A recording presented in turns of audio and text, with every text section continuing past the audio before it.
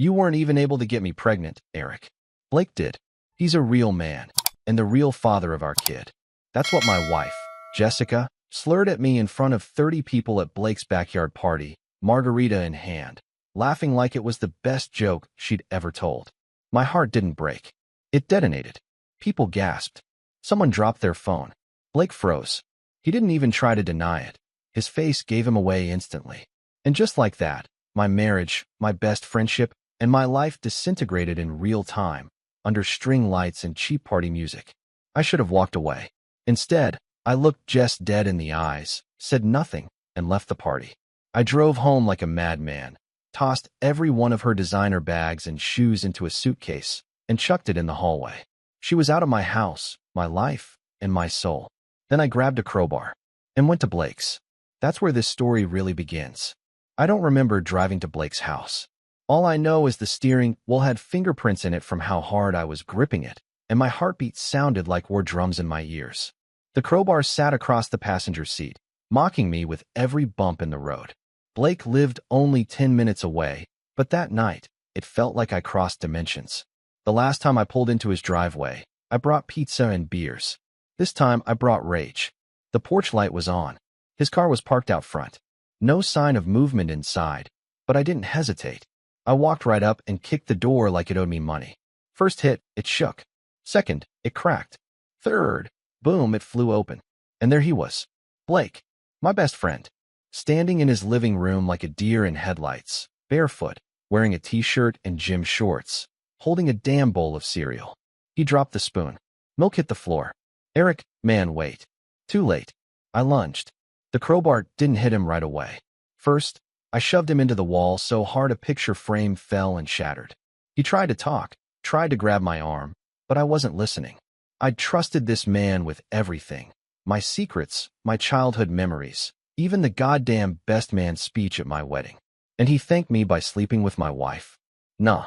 I brought the crowbar up, and this time, he ducked. Smart, but not fast enough. I clipped his shoulder. He screamed and backed off, hands up. It wasn't supposed to happen like that, bro. Bro? He had the audacity to call me that? You're dead to me. I spat. You and that filthy liar. How long? Huh. How long were you two getting off behind my back while I was at work thinking my wife was just tired every night? He didn't answer. His silence said enough. I didn't swing again. Something in me wanted to, but I'm not a murderer. I'm not like him. I dropped the crowbar and backed off, chest heaving, adrenaline crashing through my veins like a storm. She said, "You're the father." Is it true? I asked. His face crumpled. And that's when I knew. Blake didn't nod. He didn't speak. But his eyes dropped, and he just stood there, defeated. That silence hit harder than any punch. I left without another word. Back in the car, I sat gripping the steering wheel, staring at the blood on my knuckles. My whole life had been flipped like a cheap table. Jess had cheated. Blake had betrayed me. And now, I was apparently not the father of the kid I'd been reading bedtime stories to for the past 3 years. I felt numb, empty, like my body was there, but my soul had gone offline. The shock hadn't worn off. The anger hadn't even peaked. It was just quiet, until my phone buzzed. 1, then again, 2, then again, again. 50 texts, all from Jess. Please answer. I didn't mean it. Eric, please. You're scaring me. We need to talk. I stared at the screen, watching the messages pour in. Her name lighting up my phone like a curse. Too late, Jess. Way too late. I didn't answer her texts that night. Or the next morning. She blew up my phone like it was her full-time job. Calls. Messages. Even voicemails. Each one sounding more desperate than the last. The same woman who stood in front of 30 people and proudly spat out the biggest betrayal of my life was now begging like a stray dog at my doorstep. But I wasn't ready to talk. Not until the fury burned down just enough to keep me from breaking things again. By the time I pulled into our driveway that evening, her car was already there. I didn't even step inside yet, and she came flying out the front door like she'd been waiting behind it for hours. Eric, she cried, tears already streaming. Please, can we talk? She looked like hell. Sweatpants, hoodie, face blotchy, mascara smeared. I almost felt bad for half a second. Almost. I walked past her without saying a word, opened the door, and went inside. Eric, I'm sorry, she said, following behind like a ghost. I didn't mean for it to come out like that at the party. I was drunk. So it's true. I didn't yell. I didn't scream. I just stood in the living room, staring at the woman I once thought I'd grow old with. Jessica froze. She opened her mouth, closed it again, then finally nodded. Yeah, she whispered. It's true. How long? I asked. My voice was calm, but I could feel my hands clenching into fists behind my back. She hesitated. 6 months. 6 months. I sat down slowly on the edge of the couch, letting that number sink in. That meant the entire time we were trying for a baby, she was already giving herself to someone else. My best friend. I didn't plan it, she rushed out. He was there, and we were both drunk the first time, and then it just kept happening. So it was never just a one-time mistake, I snapped. No, but, Eric, I didn't mean to fall for him. Boom. There it was. The final bullet to the chest. You fell for him, I repeated. While we were married. While I was working 2 jobs to cover your personal trainer course. While I was booking our anniversary trip. I was confused, she said, raising her voice now, the tears turning to fire. You don't know what it's like. You were always tired, distant. Blake made me feel wanted. I stood up slowly, my blood turning ice cold. Wanted, I hissed. You wanted to feel wanted, so you crawled into bed with my best friend and made a child with him? You think that's justification? Her eyes flared. At least he could get me pregnant. There it was again. That twisted, smug venom that had poured from her lips at the party. The same line. The one that stripped me of everything. And she had the nerve to throw it at me again. I walked past her, straight into the bedroom, and pulled the top drawer open. Inside, I found the divorce papers I'd printed months ago, back when we'd had our first major fight about trust. I never used them. I told myself we could work it out. Now I was just grateful they were still there. Sign them, I said, tossing them onto the kitchen table on my way out. You've already signed away everything else that mattered. Jessica stood there frozen, like the devil caught in daylight. But I didn't care anymore. I slammed the door behind me and walked out. Not for air. Not to clear my head. I was heading somewhere specific. To someone who needed to know the truth next. I didn't cry. Not when she admitted it. Not when I walked out. Not when I handed her the divorce papers and told her it was over. But as I drove to the daycare that day, the place where I picked up our daughter every Friday for ice cream runs and bedtime stories, I felt something worse than pain. Dread. Her name is Lily. 3 years old. A little firecracker with my eyes. Or at least, what I thought were my eyes. Suddenly, I wasn't so sure. Everything about her now felt like a question I was afraid to ask. But I had to know. I couldn't keep pretending. When I walked into the daycare, the teacher smiled like usual and said, Lily's just finishing up her snack. She'll be right out. I forced a nod, trying not to let the storm behind my eyes show. She ran out 2 minutes later, arms wide open. Daddy, my chest cracked. I picked her up, held her tight, and tried to swallow the guilt, the confusion, the aching pressure in my head. That weekend, I didn't say anything different. We went for ice cream. We watched cartoons. I helped her paint a dragon with glitter glue. I tucked her in and read her favorite bedtime book, even though my voice cracked halfway through. Then, when she was asleep, I went to the bathroom, opened the drawer, took out her hairbrush, and pulled 2 strands of hair. It was the dirtiest thing I've ever done. But when your wife tells you the daughter you raised might be someone else's, morality becomes a blurred concept. I sent the sample in the next morning. I didn't tell Jess. I didn't tell Blake. I didn't even tell my therapist. Just me and the envelope and a pit in my stomach that didn't go away. 2 weeks later, I got the email. And just like that, the last string holding my sanity snapped. 0% probability of paternity. Not low. Not uncertain. 0. Lily wasn't mine. Not biologically, anyway. I stared at the report like it was written in another language. Reread it. Closed the laptop. Opened it again. Tried to convince myself there had been a lab mistake. Something. Anything. But the truth was staring me in the face. Jessica had lied to me. Again. I thought the cheating was the worst part. I thought sleeping with Blake, mocking me in public, laughing about my useless Johnson. That was the apex of betrayal. No. This was 3 years of kisses, lullabies, scraped knees, and late-night rocking chair hugs. None of it based on blood. And yet, in that same second, I realized something worse. I still loved that little girl. Biology didn't erase bedtime stories. It didn't delete the way she looked at me when I came home from work. It didn't unpaint the glitter dragon. So now I had to decide. Do I walk away? Or do I stay in a child's life? Even if the woman who gave birth to her destroyed mine? I didn't sleep that night. I sat on the floor of the living room, lights off, just replaying everything like a broken movie. I'd already lost my wife. I'd already lost my best friend. But losing Lily? That would finish me. I didn't tell her about the DNA results right away. That was the old me, the honest one, the idiot who thought the truth always set you free. Now, I was playing a different game. The day after I got the results, I called Jessica and asked to meet. Public place, neutral territory, a little cafe downtown with cameras, witnesses, and coffee so bitter it matched my mood. She showed up wearing makeup like it could erase everything she'd done. Tight jeans, cropped jacket, fake confidence. You look like crap, she said, sliding into the booth. You look like a woman who just realized she married the wrong man. Twice. She rolled her eyes. Can we stop the dramatics, Eric? I don't want this to get uglier than it already is. I took a slow sip of coffee, burned my tongue, didn't flinch. That's interesting coming from someone who turned my life into a public humiliation. She leaned in. I'm trying to be civil. You've had time to calm down. We can co-parent like adults. There it was. Co-parent. The word hit me like a slap. She still thought I didn't know. I forced a smile and nodded. You're right. I think we should do this the smart way. No courts. No lawyers. She blinked, surprised. Really? Yeah, I said, reaching into my jacket pocket. I pulled out a manila envelope and slid it across the table. But first, we agree on some terms. She opened it. Inside, a drafted custody agreement.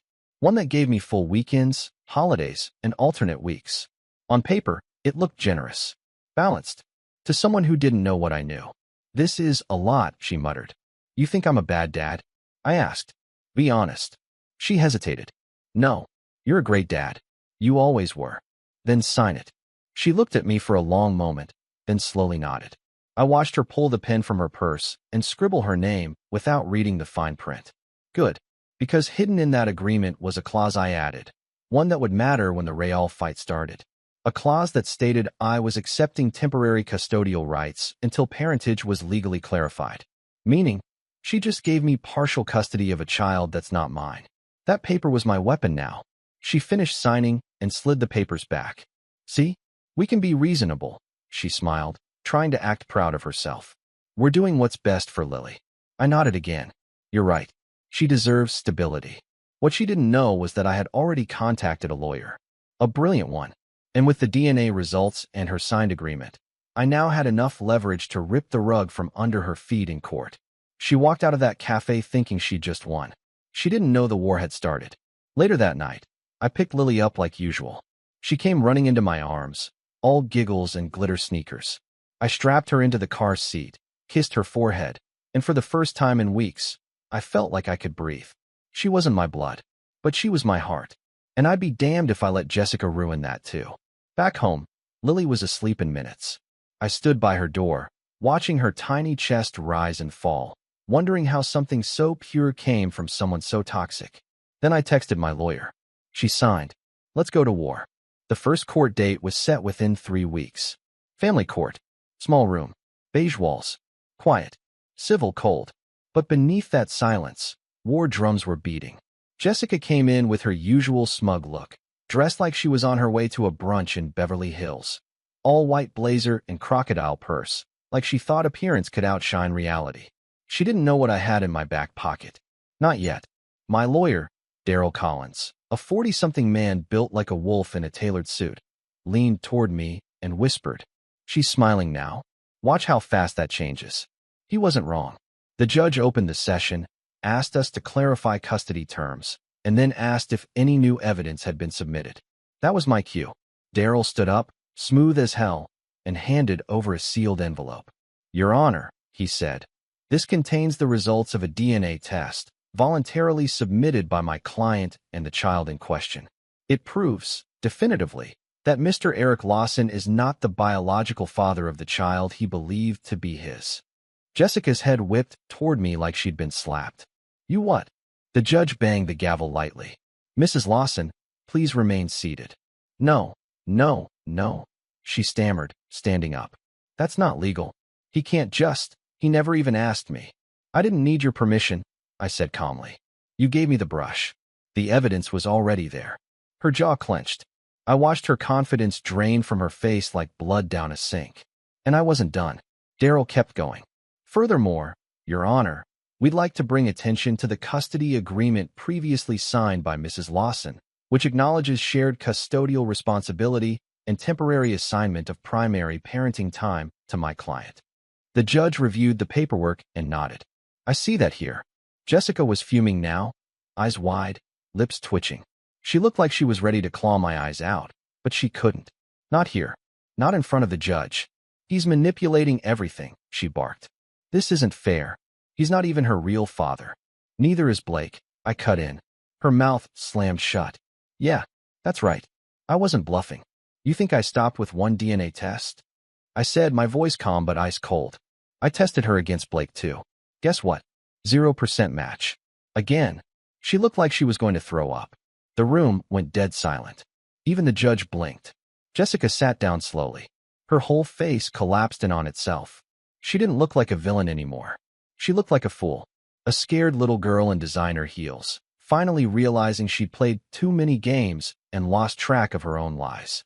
So, you don't even know who the father is, I added, finishing the blow. And for once in her life, Jessica had no comeback. The judge scheduled a follow-up hearing and temporarily granted me full parental rights until a paternity suit could be completed, if Jessica could even name someone to test against, which she couldn't. Outside the courthouse, she caught up to me. No cameras, no judge, just two people whose lives had been set on fire, but only one of us was holding the matches. Why are you doing this? She hissed. You're not her father.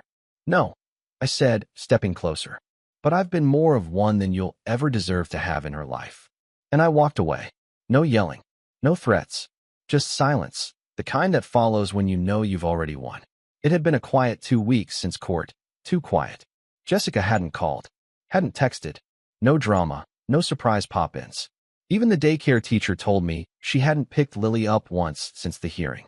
It was like she'd just checked out. I should have felt relieved, but something about it made my skin itch. People like Jessica don't go down without a final explosion. She wasn't the type to lick her wounds in silence. She was the type to strike back when no one was looking. And I was right. One Thursday afternoon, I pulled into the driveway after picking Lily up from preschool. She was half asleep in the back seat, clutching her stuffed unicorn. As I cut the engine, I saw a car already parked outside my house. Jessica, standing on the porch, alone. She looked different, not in the I've changed kind of way. More like she hadn't slept in days. Her hair was messy, makeup half done, but it wasn't the chaos that caught my attention. It was her hand, pressed over her stomach. She turned as I got out of the car and called out softly, "We need to talk." I walked up slowly, cautious. Not angry, just tired. Unless it's about signing full custody over to me, I've got nothing left to say. She nodded, eyes flicking to Lily asleep in the car. It is. But there's more. Here it comes. She hesitated, took a breath, and said it. I'm pregnant. Silence. Not because I didn't believe her, but because I did. And that terrified me more than anything. I didn't come here to trap you, she added quickly. It's not yours. I know that. I haven't been with you in months. Then what do you want from me? She looked up at me, eyes glistening. Help. I laughed. Loud. Painful. Ugly. You want my help? You blew up my life, turned my best friend into a stranger, tried to pass off a kid that wasn't mine, and now you want me to play hero again. She didn't flinch. I know I was awful. I know I destroyed everything. But I can't do this alone. Then don't get pregnant by random strangers. It wasn't random, she snapped, and there it was, the bite behind her words, the old Jessica. She took another breath, calmed herself. It was someone I was seeing, after Blake. I thought it might be serious. I was wrong. He bailed the second I told him. Shocker. She leaned on the railing, looking older than she had ever looked before. I've lost everything, Eric. My friends, my family, my job, and now I'm about to raise 2 kids alone. I crossed my arms. No, you're not. She blinked, hopeful. You're going to raise 1 kid, the one inside you. Because the other? She's mine now. I let those words sink into her. You had your shot with Lily, and you blew it. I'm not giving you another chance to ruin her. She nodded slowly, eyes glassy. I understand. Good. I turned to go back to the car, but she called after me again. For what it's worth, Eric, you were the best man I ever knew. I just wasn't the kind of woman who deserved you. No, I said over my shoulder. You weren't, and now you'll never be. I got in the car, started the engine. Lily stirred in the back, yawned, and asked if we were going to get pizza. Yeah, I smiled. Extra cheese. As I drove away, Jessica shrank in the rearview mirror, and I didn't look back. People ask me now, how did you survive it? And honestly, I don't even know how to answer that. Because survival doesn't look like a movie. It's not some big dramatic moment where you scream into the wind and suddenly heal. It's waking up at 3 a.m. from dreams where everything is still intact. It's brushing your teeth next to an empty sink and remembering how she used to leave makeup stains in yours. It's telling a child you love her even when you're not sure the world will let you keep her. It's quiet, and it's brutal, but it's real. Jessica and I haven't spoken since that night on the porch. I haven't checked in, haven't asked about her pregnancy, haven't responded to the 2 emails she sent after court trying to sound civil again. I'm done being the nice guy who gets crushed because he believes the best in people who show him the worst. Lily's still with me. Full custody came faster than expected. Her disappearance from daycare, her failure to attend follow-ups, and the final nail. She didn't even show up for the last court hearing. The judge called it abandonment. I called it a blessing. Lily still calls me daddy. And yeah, there's this dark thought that creeps in sometimes. This voice that says, she's not yours. But that voice gets quieter every time she smiles at me, every time she falls asleep with her hand wrapped around my finger. She may not carry my blood, but she carries my name. And I'll protect her until the day I stop breathing. I've rebuilt, slowly. Got a new apartment. Smaller, quieter, no ghost in the bed. Started going back to the gym. Took up boxing again. There's something healing about hitting a heavy bag when the world's tried to beat the life out of you. Therapy? Yeah. I finally stopped pretending I was fine. Sat on a couch, looked a stranger in the eye, and said, my wife cheated on me with my best friend, lied about our kid, and tried to ruin me. And for the first time in months, I heard myself say it without shaking. So what did I learn? I learned that the people closest to you can destroy you the fastest. I learned that silence is powerful, especially when you use it to watch someone dig their own grave. I learned that love isn't about DNA. It's about who stays when everything else burns down. But most importantly, I learned never to ignore your gut. I saw the signs with Jessica. The late nights. The weird lies. The sudden distance. I convinced myself it was just a phase. That if I worked harder, loved louder, things would fix themselves. They didn't. They broke. And I almost did too. But I didn't. So to the guy out there right now, reading this, maybe lying awake beside someone who feels like a stranger, listen to me. You're not crazy. You're not weak for being hurt. You're not less of a man for loving the wrong woman. But you will be a fool if you let her break you and call it love. Walk away if you need to. Fight back if you must. But whatever you do, don't stay silent. You'll heal. You'll rebuild. And one day, you'll look back on the ashes of what she burned, and you'll realize. You didn't lose her. She lost you.